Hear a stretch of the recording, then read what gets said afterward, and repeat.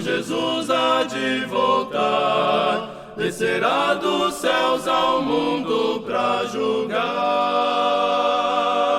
Vamos todos preparar para Cristo nos levar, vigilantes sempre à frente trabalhar. Oh, glória, aleluia, Maranata, vem Jesus, sou liberto pela força desta cruz. Vem um Consolador, sua glória e esplendor, sou liberto pelo sangue de Jesus.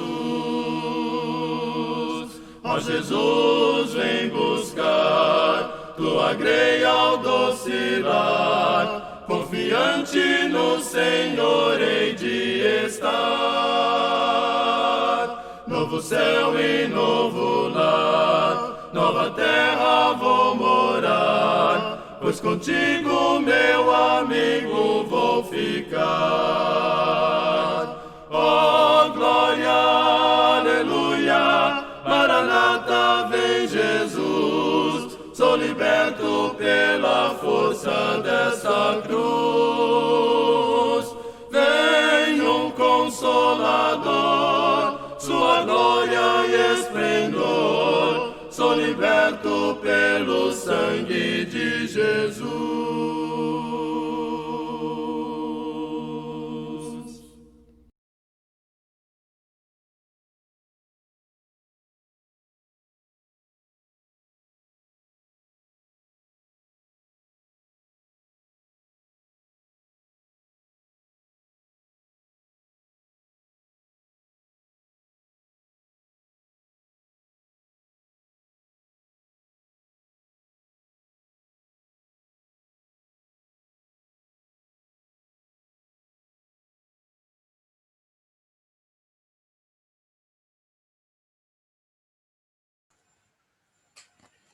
Bom dia a todos, é muito bom nós estarmos conectados novamente, né, e até que possamos estar juntos fisicamente dessa forma, né, via online, com o mesmo propósito, né, ou seja, aprendemos mais a respeito dos ensinamentos da Palavra do Senhor.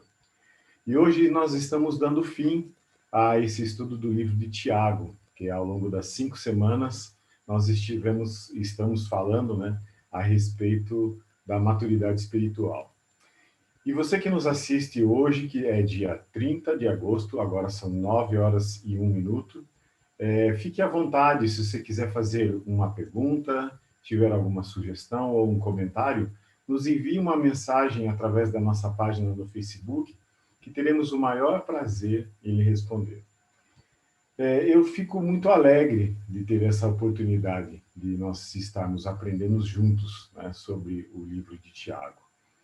E hoje, nessa nossa última lição, vamos analisar e continuar verificando o que Tiago tem para nos ensinar a respeito desse contexto central do livro, que é a maturidade espiritual. Sabemos que é possível a gente criar parâmetros, né, a respeito da maturidade de diversas coisas, né? Mas quando se trata dessa maturidade da pessoa, né, ou seja, do ser humano, é difícil determinar os parâmetros, né? Mas quando nós falamos da maturidade espiritual, talvez mais complexo ainda, né? E por isso que nós estabelecemos essas marcas, né? Colocamos as palavras que nos saltam aos olhos como marcas, né? Para que nós possamos avaliar, né, a questão da nossa maturidade espiritual como cristãos, né? E por que nós devemos nos voltar para esse estudo do livro de Tiago, né? E para que realmente nós devemos fazer isso? Para que a gente possa usar esse contexto completo, como eu disse, né, como um espelho, né, para que a gente possa avaliar a nossa própria vida. Fazemos uma avaliação de onde que nós estamos, na nossa caminhada cristã, e aonde que nós podemos chegar, ou se nós já chegamos, né? E principalmente aquilo que nós estamos refletindo nesse mundo que nós estamos vivendo, né? O próprio Tiago, no capítulo 1, no versículo 1, ele se apresenta como servo de Deus. E Tiago, que era irmão de Cristo, ele escreveu esse livro lá para as 12 tribos, né? E pelo motivo que ele estava vendo que aqueles irmãos lá não estavam crescendo nessa maturidade. Ou seja, tenho certeza que esse contexto, mesmo sendo lá do passado, é um texto muito atual e contemporâneo, né? Vivo, muito pertinente para a nossa realidade, né? E a gente nunca pode esquecer que ele é um livro inspirado, né? E, obviamente, por ser inspirado, ele é infalível. Ou seja, essas marcas são infalíveis, né, no que ela se trata. Ou seja, de fazer o nosso crescimento espiritual. E para que possamos estudarmos a fundo e colocarmos em prática essas verdades reveladas, né, e assim a gente pode contemplar o poder total de Deus que transforma a nossa vida, né, a sua imagem.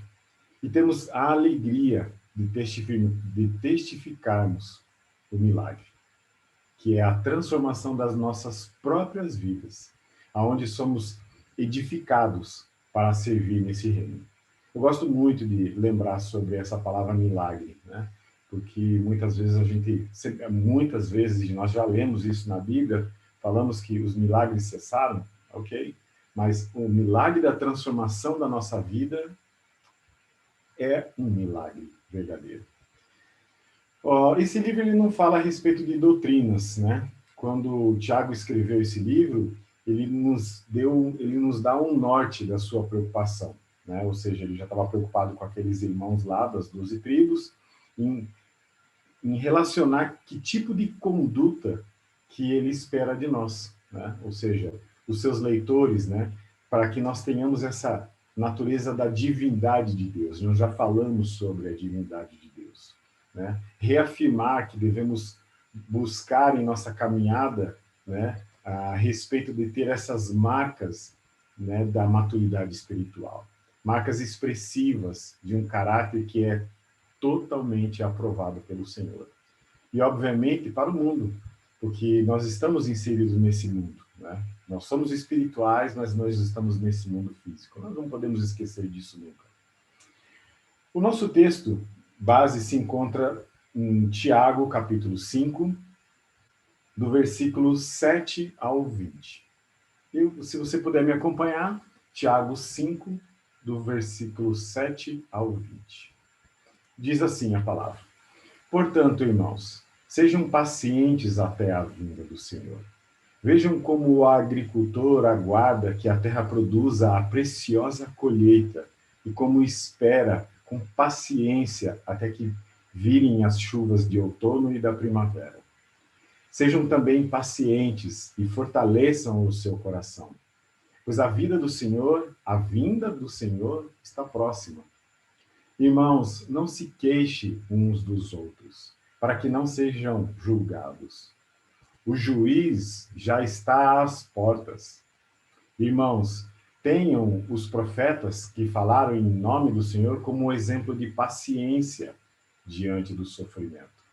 Como vocês sabem, nós nos consideramos felizes aqueles que mostram perseverança. Vocês ouviram falar sobre a perseverança de Jó e viram o fim que o Senhor lhe proporcionou. O Senhor é cheio de compaixão e misericórdia. Sobretudo, meus irmãos, não jurem nem pelo céu e nem pela terra, nem por qualquer outra coisa. Sejam o sim de vocês, o sim, e o não, para que não caiam em condenação.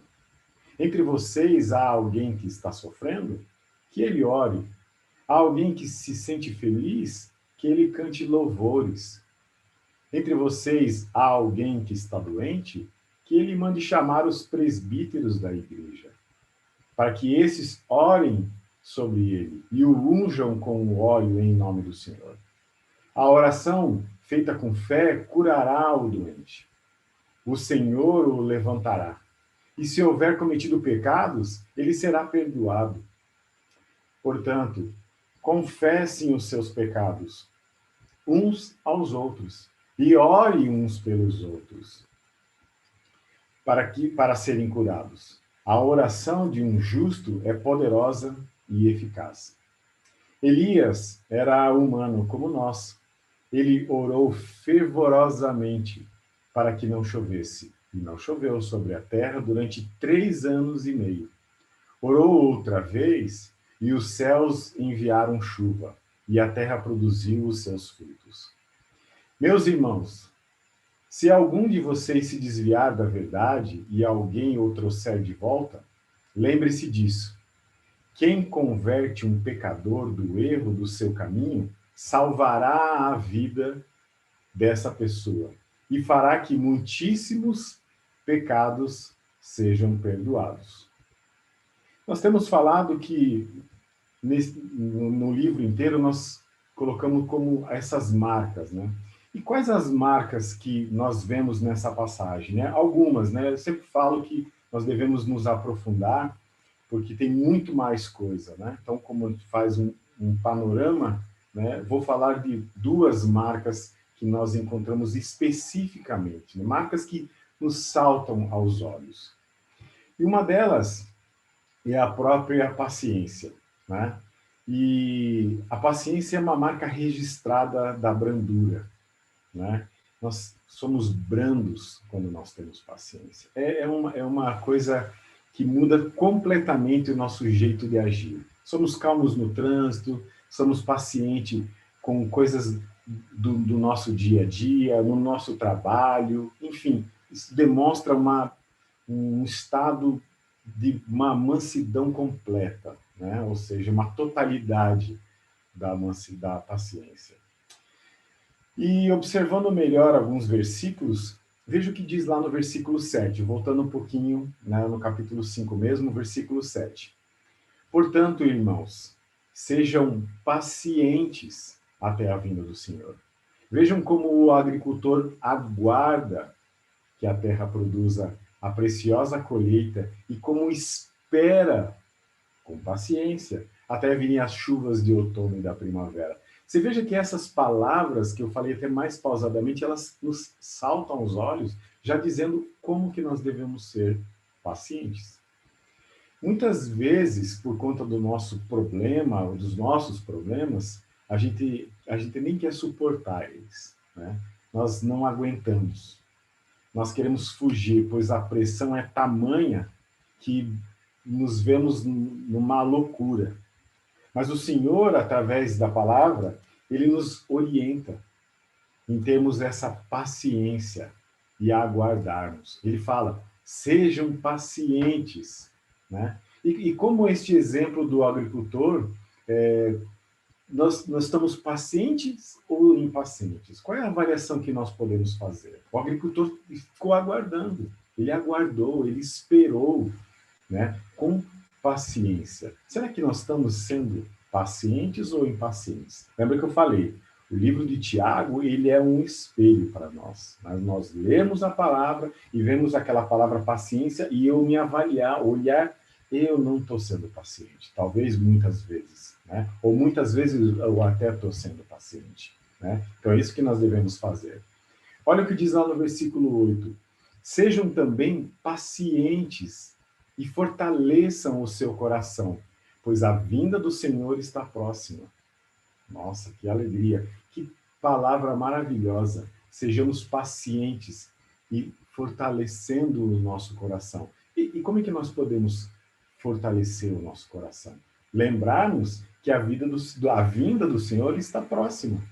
Isso nos conforta, isso fortalece o nosso jeito de agir, né? E em Apocalipse 22:20, ele fala a respeito da vinda do Senhor. O Senhor está vindo, né? Então, nós devemos ser pacientes, melhorar a nossa paciência, porque o Senhor está voltando, né? E com isso, nós tranquilizamos o nosso coração, fortalecendo ele, porque somos pacientes.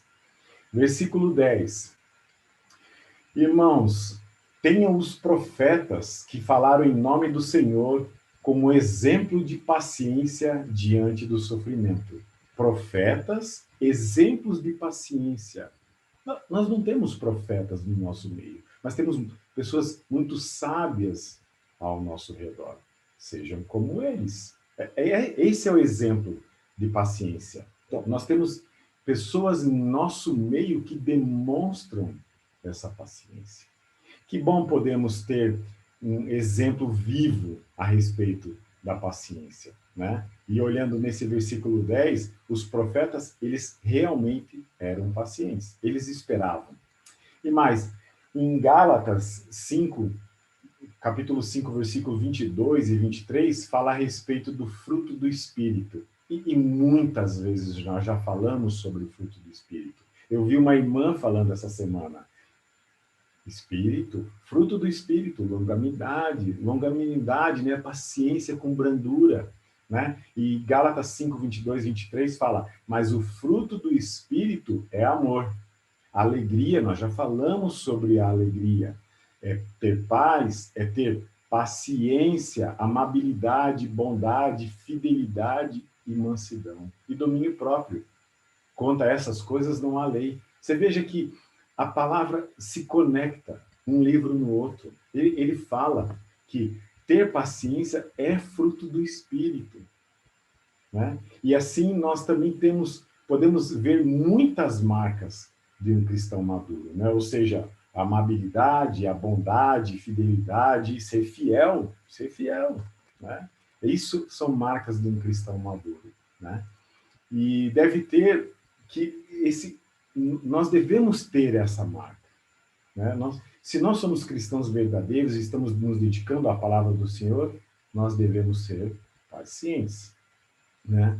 E todas essas que eu acabei de falar em Gálatas, são provenientes do fruto do Espírito.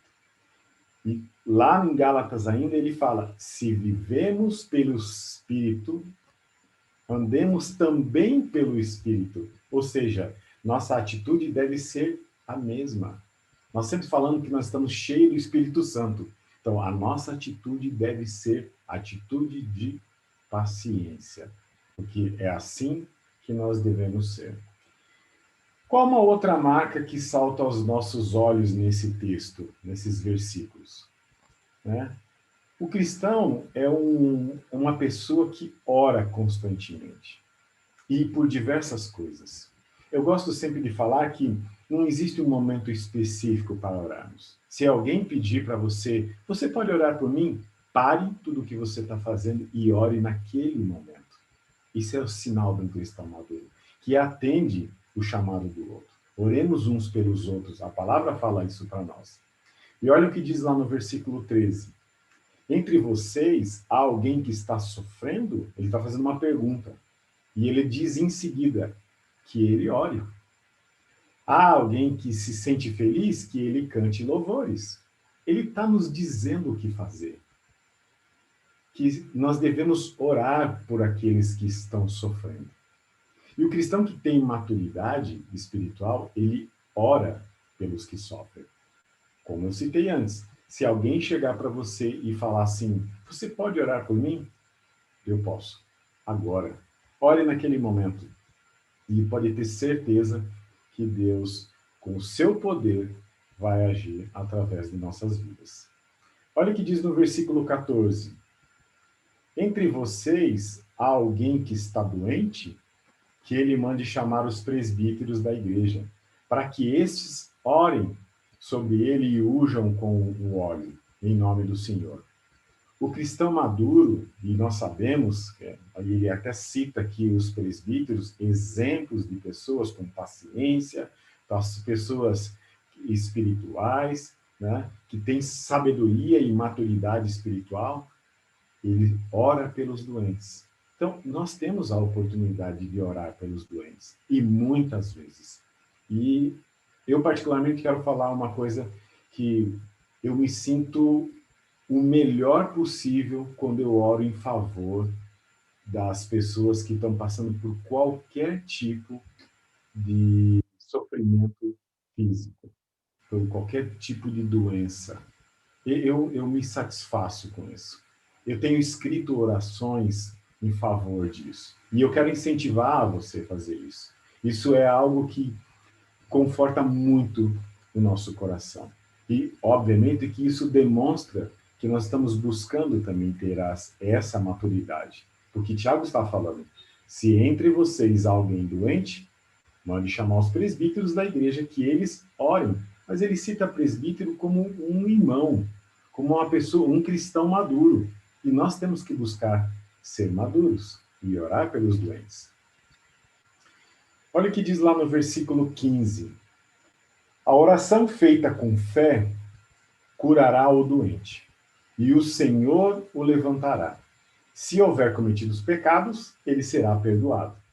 Muitas vezes nós nos pegamos achando que a nossa oração tem poder. A nossa oração, ela tem efetivo poder, mas o poder da transformação, da mudança, de curar um doente, é somente o Senhor. E ele aqui justifica isso. A oração feita com fé curará o doente, e o Senhor o levantará. Ou seja, nós precisamos suplicar ao Senhor com fé. E eu vou falar mais à frente de como fazer isso. Mas nós precisamos ter toda a nossa fé voltada, porque o poder é do Senhor. E Ele curará o doente. Nós precisamos orar com fé. O cristão com maturidade, ele tem fé, sem duvidar. Nós já falamos a respeito disso, né? Sem ter aquela mente dividida. Acredito ou não acredito? Ou seja, acreditando no verdadeiro poder do Senhor, que pode realmente interceder por nós através da entrega da nossa oração a Ele, né? Então, nós não podemos duvidar. Eu não vou orar porque não adianta, depende somente do medicamento. Não, a palavra está falando para nós, né? O Senhor o levantará, mas nós precisamos orar com fé. Uma oração feita com fé curará o doente. Olha o que diz no versículo 16. Portanto, confessem os seus pecados uns aos outros e orem uns pelos outros para serem curados. A oração de um justo é poderosa e eficaz. Nós já ouvimos falar muito sobre a oração do justo, né? Mas o cristão maduro, ele ora pelos outros.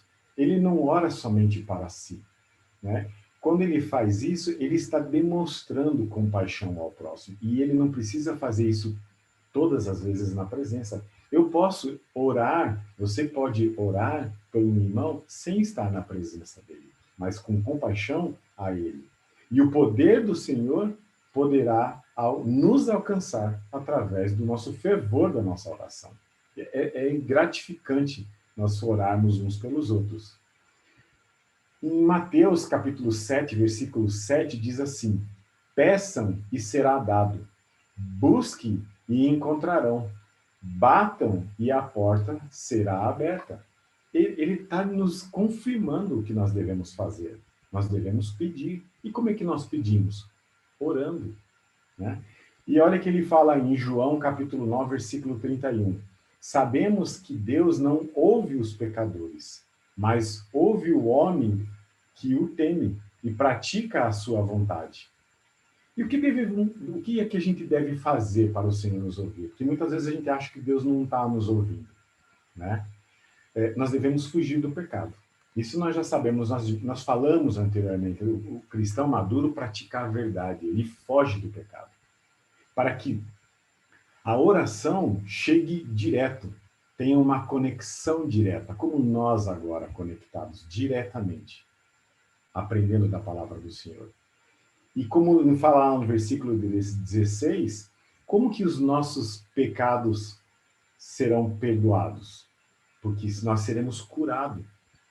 Ou seja, curados do pecado, nós seremos ouvidos.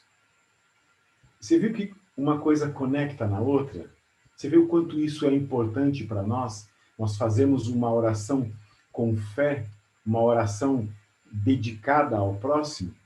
Deus fala, bata em minha porta, peçam e busquem e vocês encontrarão. O próprio Senhor está nos falando isso. E como é que nós devemos orar?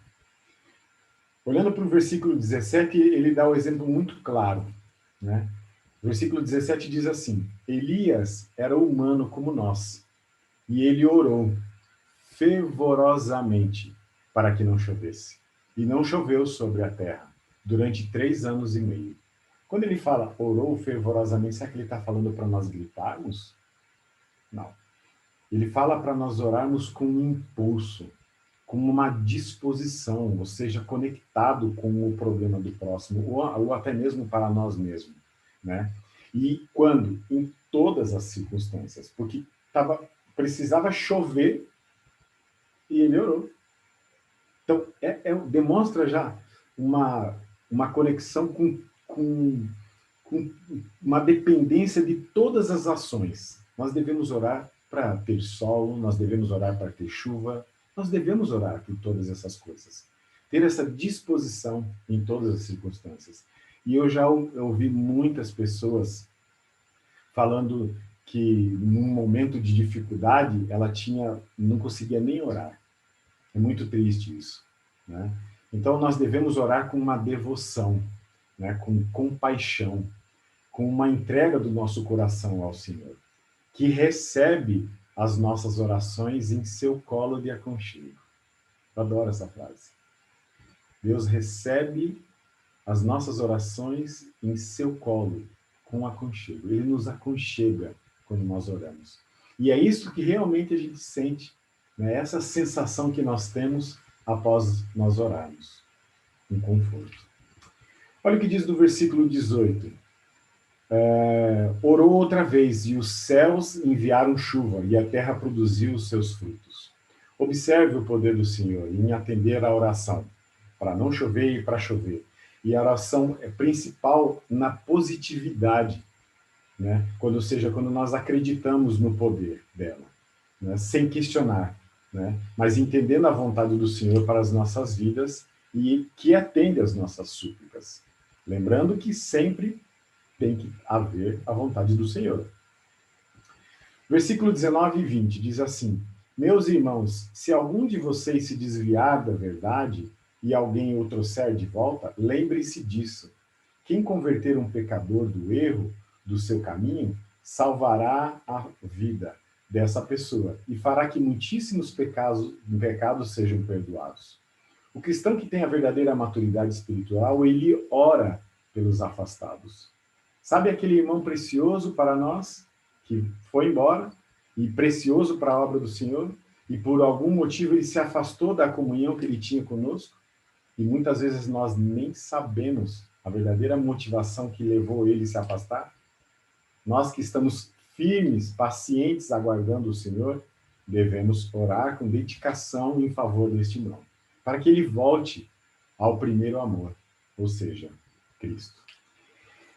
Quais as aplicações desse texto para a nossa vida? Qual é a lição que nós colocamos para a nossa vida?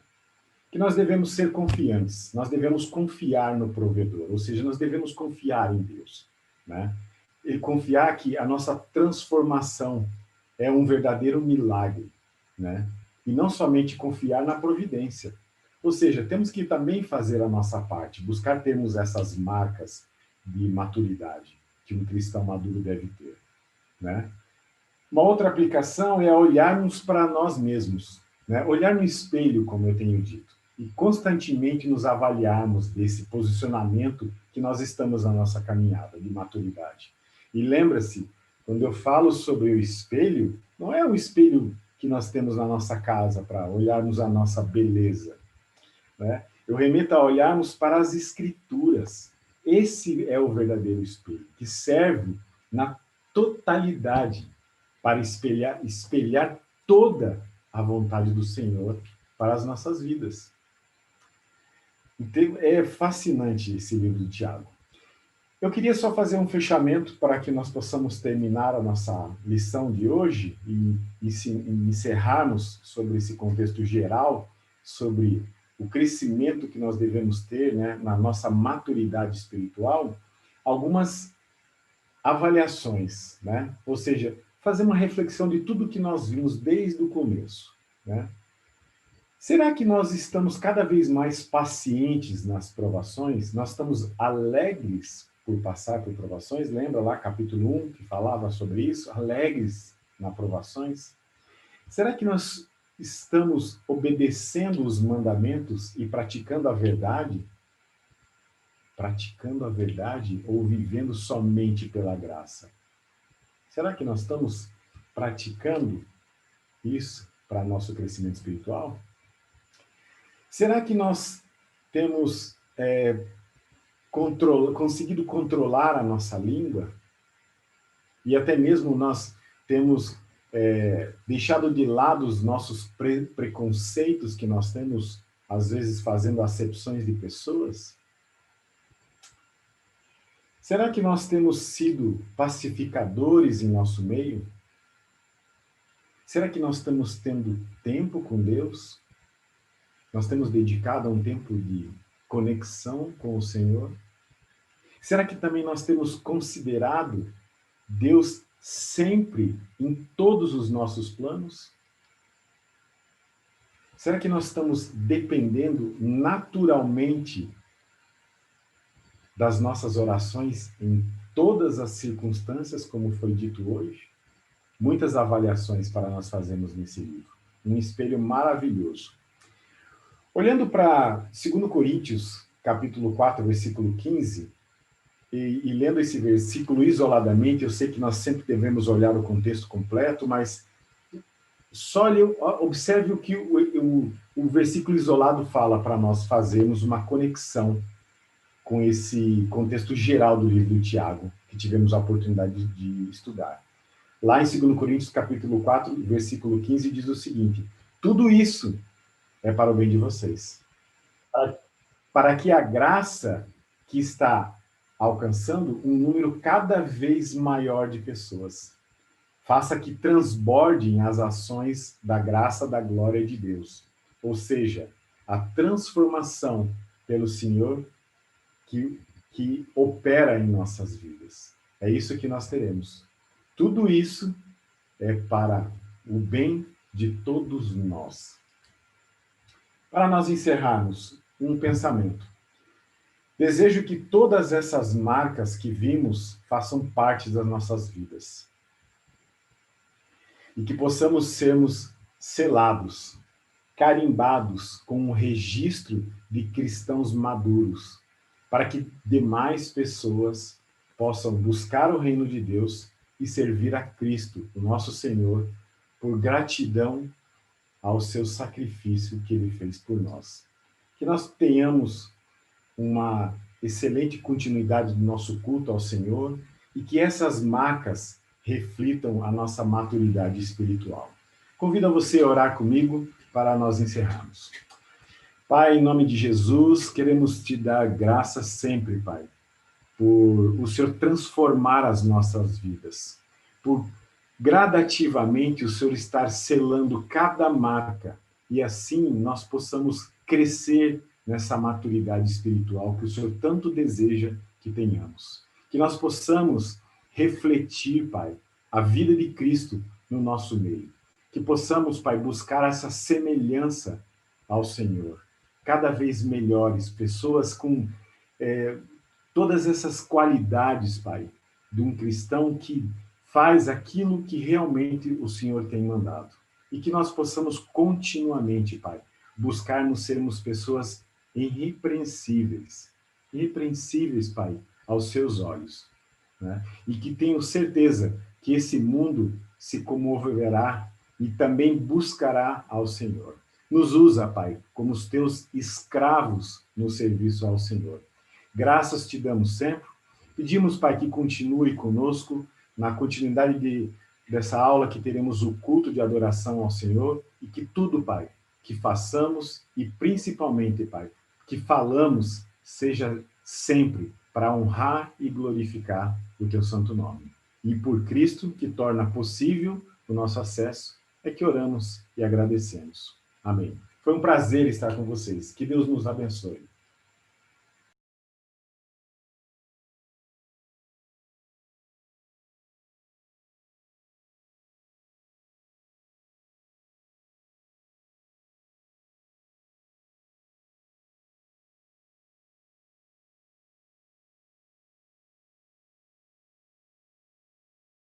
Lindo és meu mestre, Rei do céu e da terra, homem Deus, Senhor Jesus.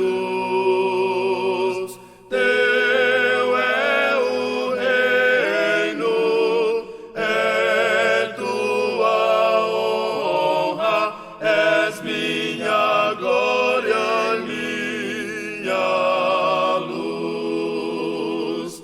Flores do campo, como sois tão lindas, sois esplendor de prados mil. Mas Cristo é belo, mais puro e lindo, é sempre meigo bom, gentil. Lua és linda, sol também és lindo, quão divinal é vossa luz. Mas há um brilho mais claro e santo, o brilho do Senhor Jesus.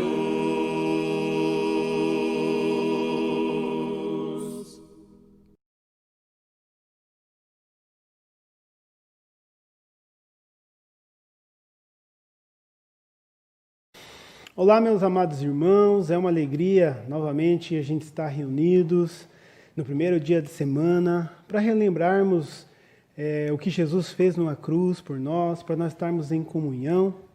E para nós começarmos a nossa adoração, o nosso louvor, eu gostaria de ler uma passagem em Atos 2, 42. A palavra do Senhor diz: eles se dedicavam ao ensino dos apóstolos, à comunhão, ao partir do pão e às orações. Então, que a gente possa, nesse momento, se desligar do mundo e que a gente possa estar de todo o coração, em comunhão com Deus, nosso louvor hoje, para lembrarmos o sacrifício que Ele fez na cruz, para nós podermos ter esse privilégio de estarmos em comunhão. Queria começar com uma oração, queria que vocês fechassem os olhos e direcionassem as suas mentes à adoração. Pai, em nome de Jesus, mais uma vez nós estamos aqui, Pai, no primeiro dia da semana, como igreja, Pai, em comunhão contigo e com nossos irmãos. Pai, que o Senhor possa receber essa adoração, esse louvor hoje a Ti. Toda a honra, toda a glória sejam dadas ao Rei dos Reis e Senhor dos Senhores, o nome que está acima de todo nome, que é Jesus. Em nome de Jesus que nós oramos e Te agradecemos. Amém.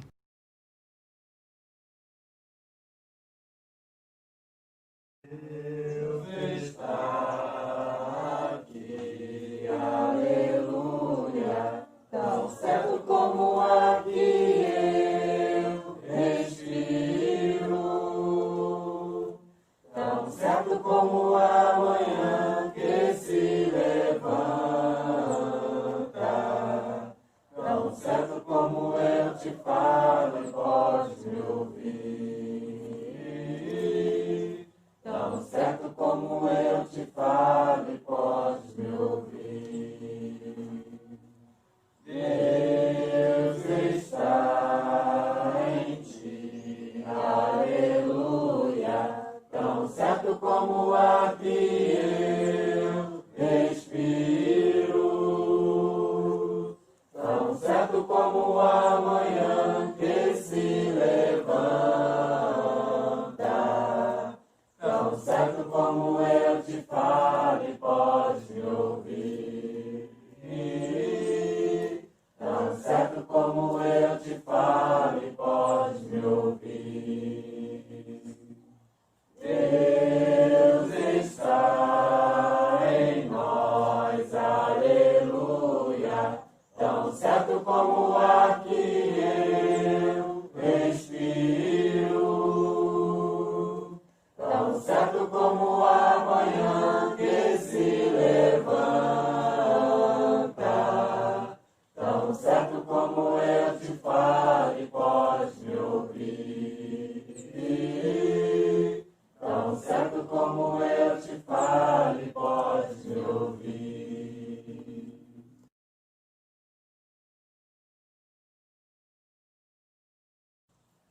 A ti, Senhor, a ti, Senhor, elevo a minha alma. elevo a minha alma. A ti, Senhor, A ti, Senhor, elevo a minha alma. elevo a minha alma. Ó meu Deus, Ó meu em Deus, ti confio. só em ti confio. Guarda-me, Senhor, pois em ti, Senhor, me refugio.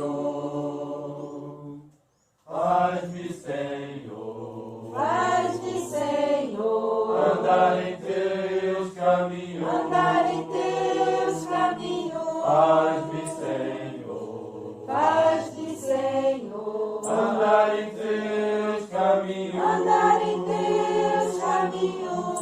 Ó meu Deus, Ó meu Deus, em ti confio. só em ti confio. Guarda-me, Senhor, pois em ti, Senhor, me refugio.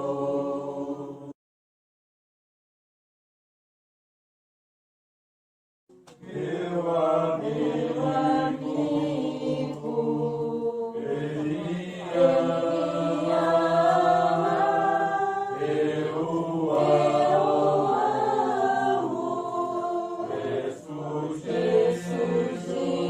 ressurgindo, ele volta, venha Cristo, aleluia,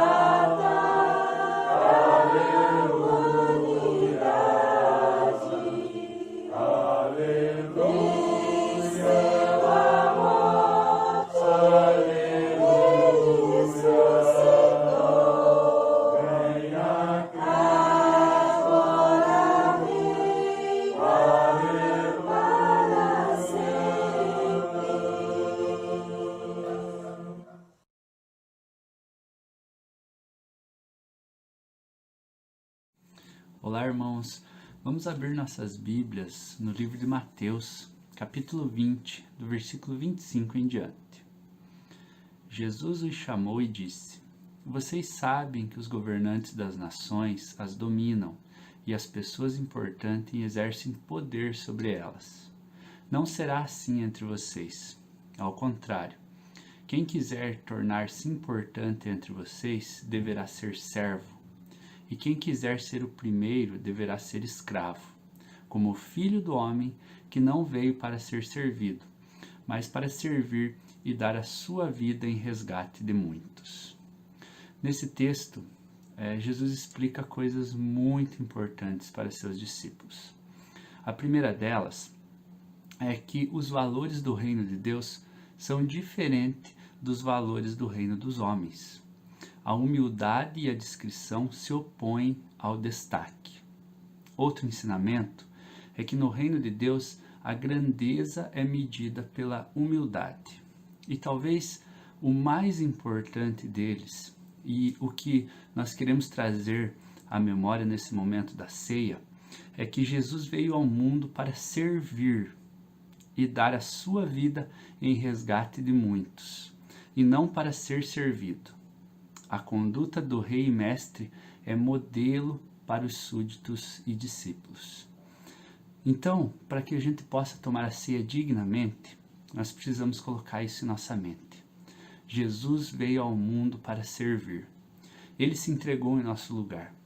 O seu corpo, que é representado aqui pelo pão, foi pendurado numa cruz, no nosso lugar.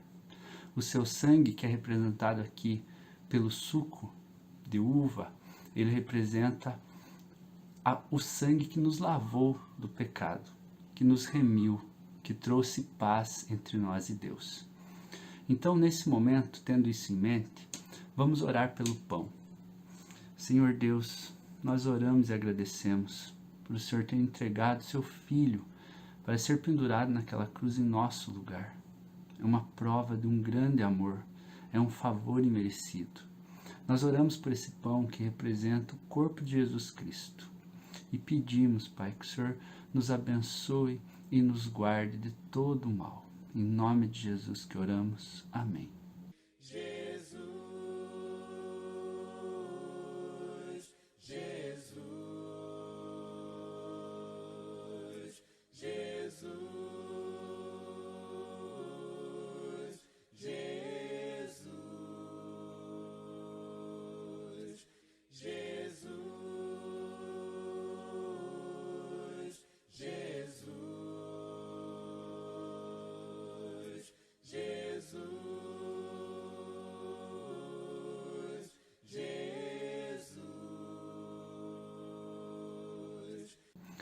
Da mesma forma, irmãos, vamos orar pelo suco de uva, que representa o sangue de Jesus, que foi derramado para uma nova aliança. Senhor Deus, nós oramos e agradecemos por esse favor imerecido, por esse sangue que nos lava de todo o pecado e traz paz entre nós e Deus. Em nome do Senhor Jesus Cristo que oramos. Amém.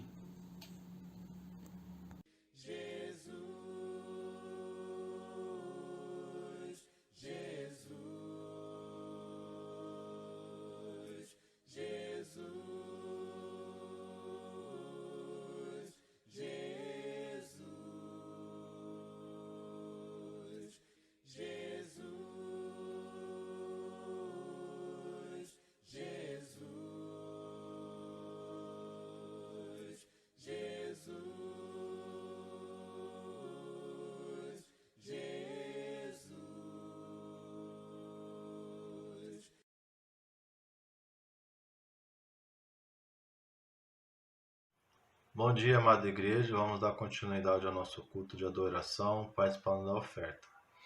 Eu vou citar aqui um exemplo de oferta que é a história do carcereiro, que se encontra em Atos, capítulo 16, a partir do versículo 16. Eu não vou ler a passagem, mas vou fazer uma prévia da história. Paulo e Silas foram presos e certa noite Paulo e Silas estavam em adoração a Cristo. E Deus faz acontecer um terremoto, destruindo as grades e as paredes da cela, possibilitando a fuga dos dois.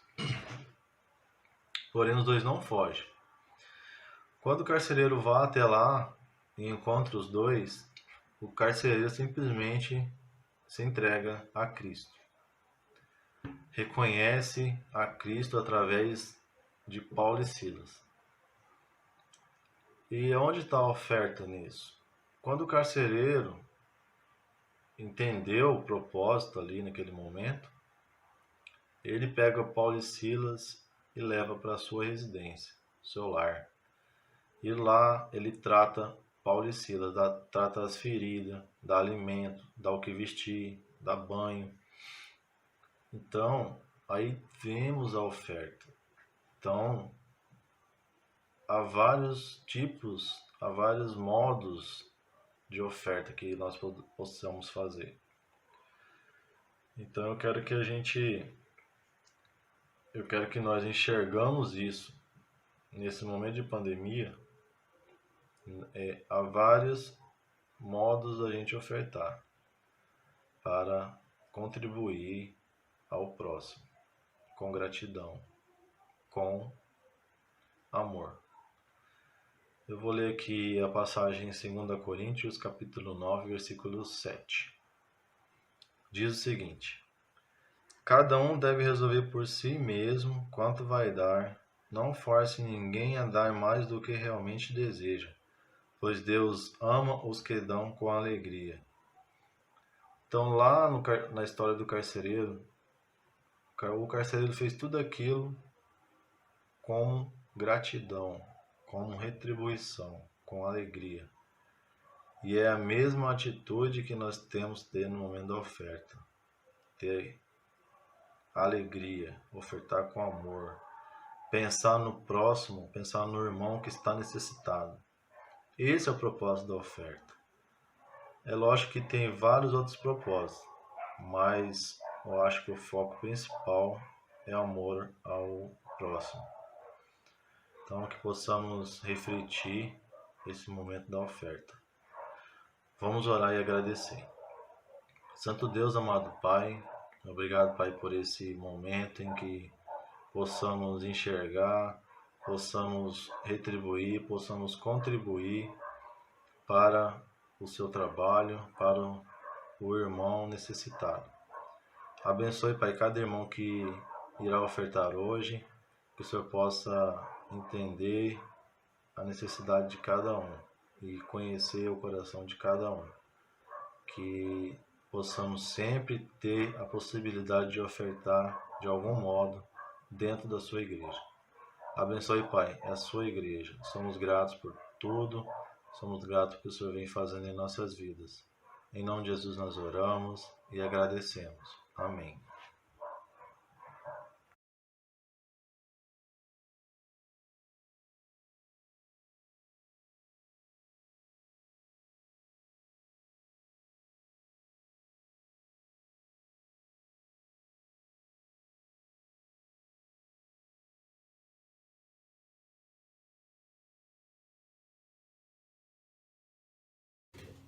Normalmente eu começo o meu esboço para uma mensagem e a primeira palavra que eu coloco no meu esboço é orar.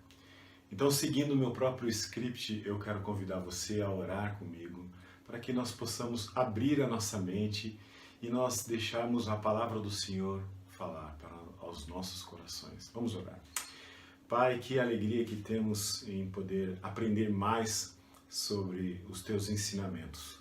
Pai, temos usado toda a Tua palavra, Pai, olhando para o Velho Testamento, nos afirmando no Novo Testamento, caminhamos, Pai, por todos esses ensinamentos.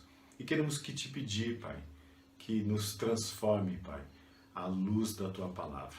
Que neste momento, Pai, o Senhor me use como o seu servo, seu escravo, Pai, para que eu possa falar somente aquilo que é da vontade do Senhor para a nossa vida. Que tudo que eu for falar entre em nossos corações e faça uma transformação em nossa vida. Por Cristo, que tornou tudo isso possível quando Ele morreu na cruz por nós, fazendo essa conexão, é que oramos e agradecemos. Amém. Como eu disse, eu normalmente sigo o meu script e a primeira palavra que eu coloco é orar. E isso me motiva sempre, isso faz com que eu crie essa conexão.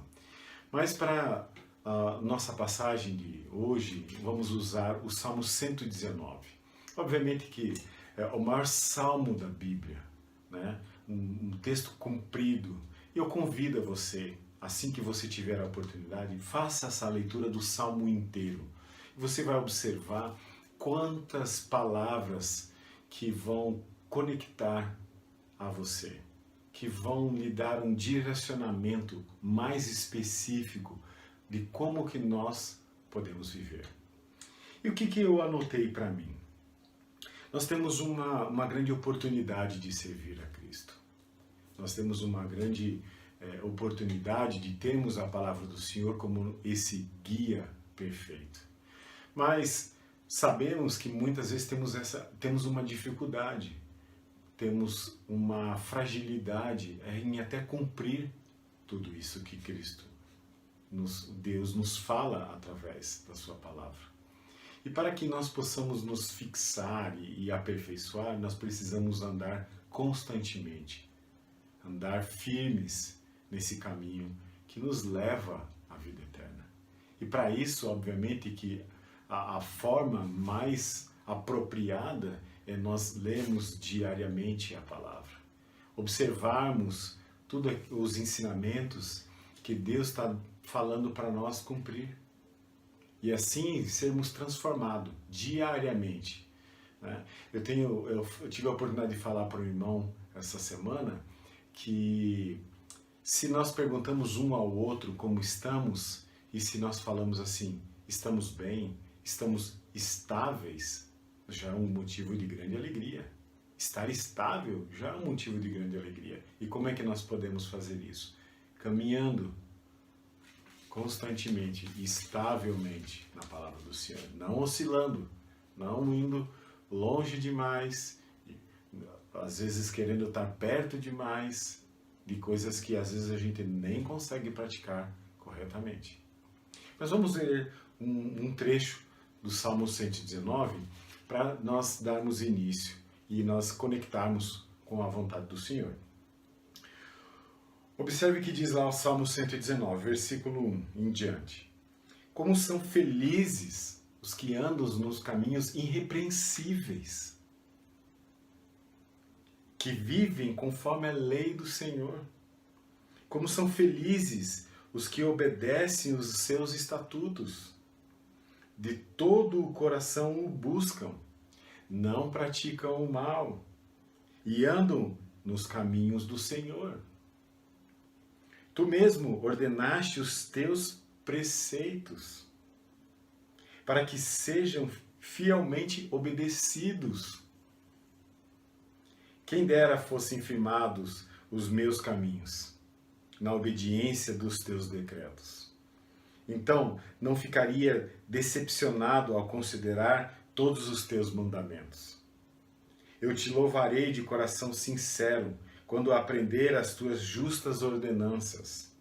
Obedecerei os teus decretos, nunca me abandones. Como pode o jovem manter pura a sua conduta, vivendo de acordo com a tua palavra? Eu te busco de todo o coração. Não permitas que eu me desvie dos teus mandamentos. Guardei no coração a tua palavra, para não pecar contra ti. Bendito sejas, Senhor. Ensina-me os teus decretos. Com os lábios repito todas as leis que promulgaste. Regozijo-me em seguir os teus testemunhos, como os que se regozija com grandes riquezas. Meditarei nos teus preceitos e darei atenção às tuas veredas. Tenho prazer nos teus decretos. Não me esqueço da tua palavra. Isso é um início do Salmo. E fazendo uma síntese inteira do Salmo 119, eu me deparei como um longínquo, olhando para o nada, olhando para o vazio. E esse vazio tomou conta de mim. E eu pensei comigo, e agora? O que fazer? Como andar no caminho do Senhor? Esse texto, ele vai falar exatamente isso, como andar no caminho do Senhor. Mas ele dá todos os atributos de como nós podemos andar no caminho do Senhor. E o que andar no caminho do Senhor significa para nós? Significa obedecer os mandamentos. significa obedecer os seus decretos. E se você tiver a oportunidade de fazer a marcação na sua Bíblia, você vai observar quantas vezes você vai marcar essa palavra. Ele vai falar sobre a lei, ele vai falar sobre a ordenança, ele vai falar sobre os decretos, sobre os ensinamentos.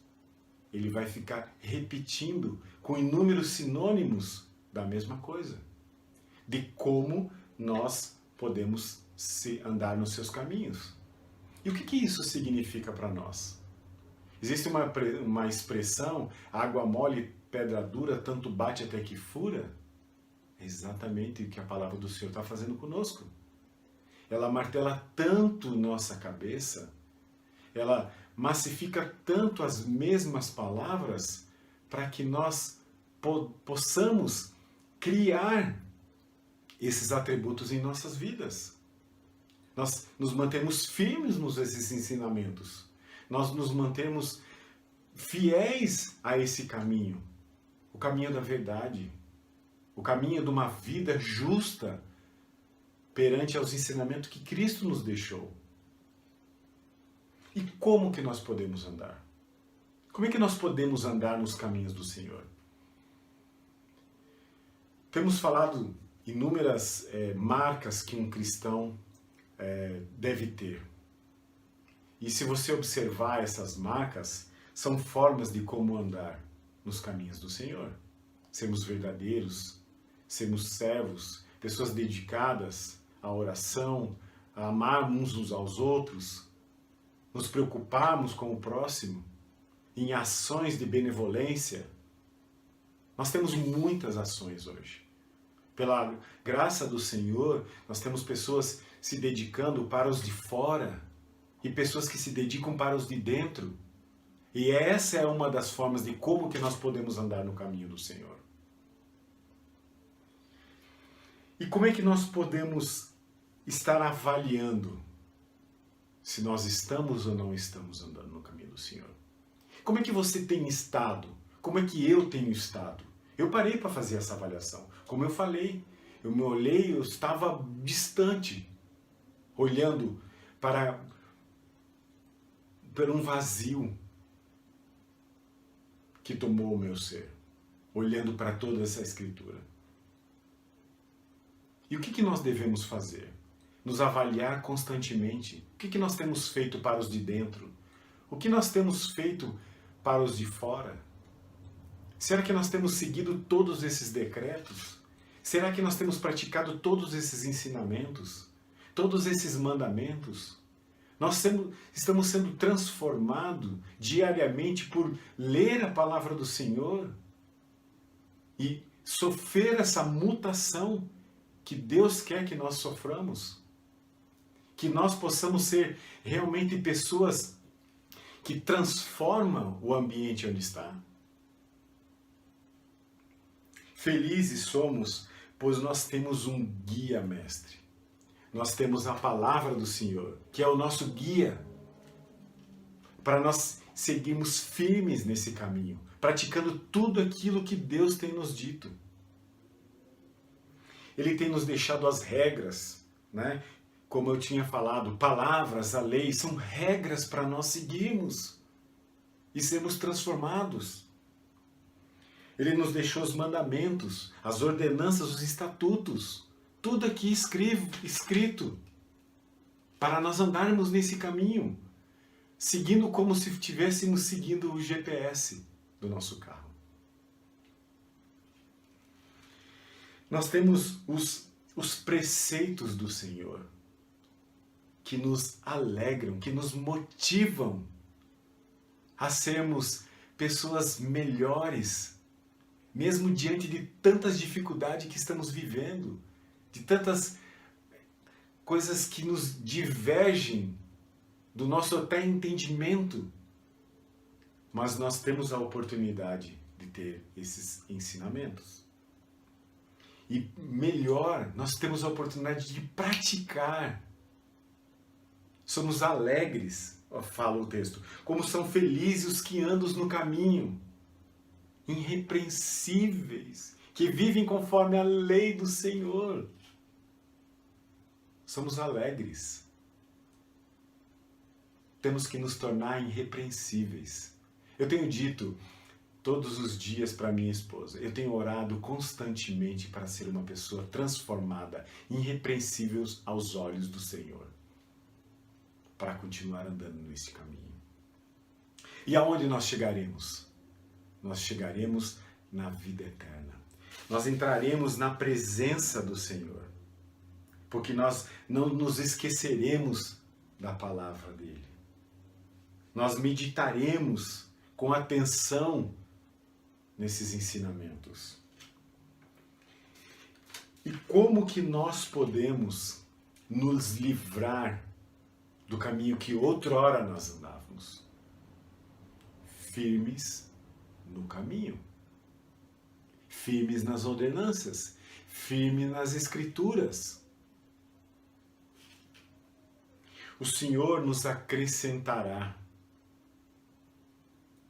diariamente uma porção de vida, uma vida transformada, para que continuemos louvando e não ficarmos vagando, perdidos, sem um caminho, sem um rumo, sem um caminho certo que nos leva à vida eterna.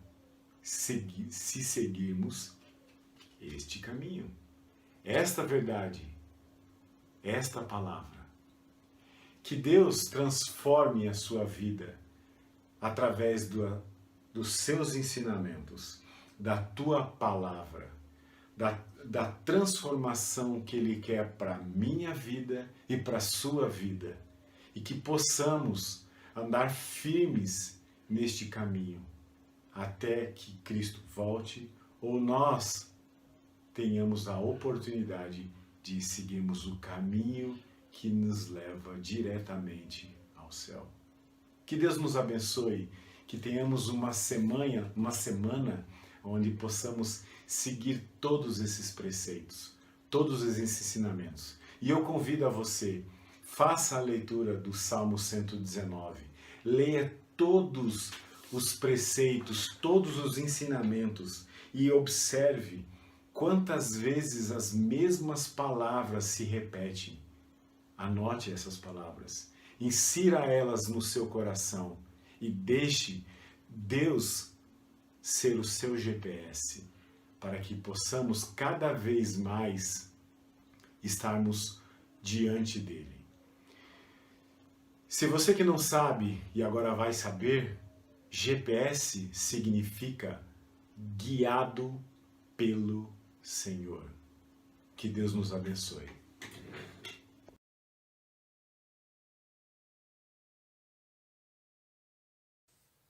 Estamos chegando mais ao fim de mais um culto online. Obrigado a todos que estiveram presentes, acompanhando, não apenas acompanhando, mas cultuando ao nosso Deus. Que Deus possa estar abençoando todos e que nós possamos, irmãos, ter uma ótima semana na presença de Deus, buscando sempre o direcionamento de Deus para todas as coisas de nossas vidas. Nós vamos orar e logo em seguida nós estaremos encerrando este culto. Vamos orar ao nosso Deus. Deus Pai querido, nós agradecemos a Ti por este culto, ó Pai, agradecemos pela oportunidade que nós temos, graças à tecnologia, nós podemos nos manter reunidos remotamente, ó Deus, para adorar ao Senhor. Abençoe a Tua igreja, para que ela cresça sempre em sabedoria e graça diante do Senhor, e que a Tua igreja, Pai, possa continuar sempre acreditando que durante todo esse tempo de isolamento, que a igreja do Senhor não venha a esfriar, mas que venha a crer ainda mais no Senhor. Obrigado, Pai, que nós possamos ter uma semana abençoada, uma semana na presença do Senhor, e que nós possamos, Pai, viver como servos, como cristãos verdadeiros, que agradam que agradam a Ti. É no nome de Jesus, Pai, que oro e agradeço por tudo. Amém.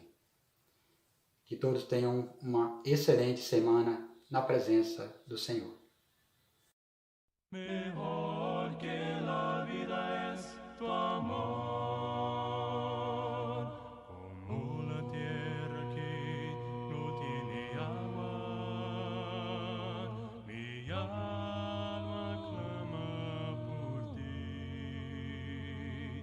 Te pude ver en el santuario, en tu poder y tu gloria. Mis labios te alabarán. Mientras vivas te alabaré y mis manos a ti alzaré.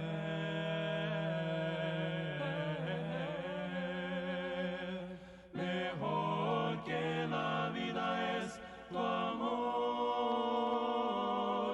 Mejor que la vida es tu amor.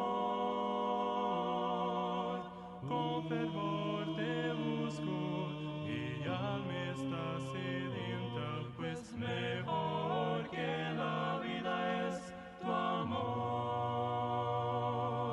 Mi auxilio eres tú, yo hoy te canto, pues tus alas me cubrirán. Me quedo a tu lado, pues solo tú me sostienes. Medito siempre en ti. Mis labios te alabarán y mi alma se satisfará.